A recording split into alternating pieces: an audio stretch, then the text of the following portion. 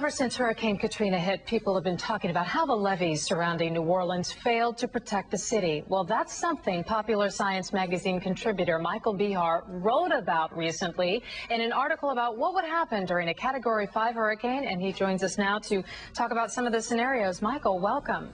Hello. You know, the subtitle of your article was at 20 feet below sea level, New Orleans is a prime target. This is something that forecasters and planners really had feared all along, isn't it?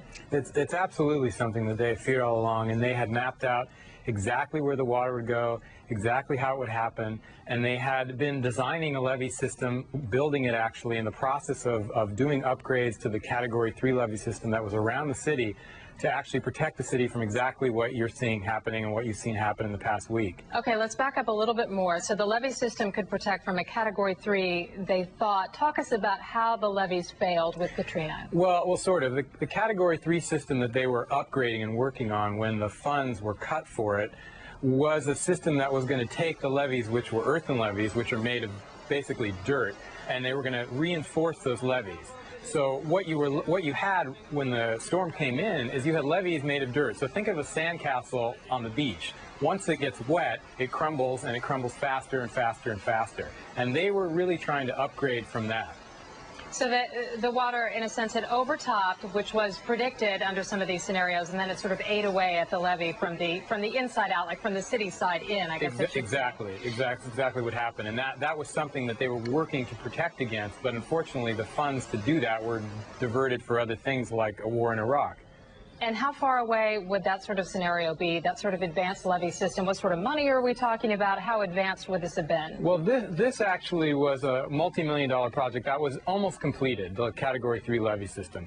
There's another system on the horizon that would be a Category 5 system, and that actually was on the drawing boards. They had done some design plans for it. They had done some computer simulations, and that was a much larger project, probably a 10-year project. They were looking at about $5 billion to build that.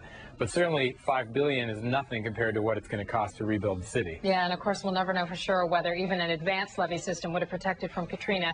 I guess what I want to ask you, though, is what do we do now? I mean, now that you've talked to some of the experts about the system in New Orleans, knowing how low the ground is from all those years of the swampy land being pumped out and made dry and sinking further and further each year, what does the city do now? I mean, do they build it where it was? Do they build up the level and try for a higher level with more fill? What are some options? I would vote for building a levee system, the Category 5 system that they had in mind. I definitely think that would work. It was a steel and concrete system. It was more like a dam or a lock system around the city.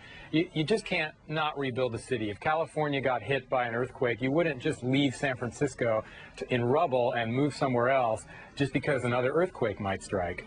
It is a huge job ahead of people as they try to figure out what to do and how to do it. Michael Behar, thank you so much for your insight. Thank you. And for more information on his article, it was in the May issue of Popular Science, and if you go online, you can find it. It was eerily similar to what actually happened.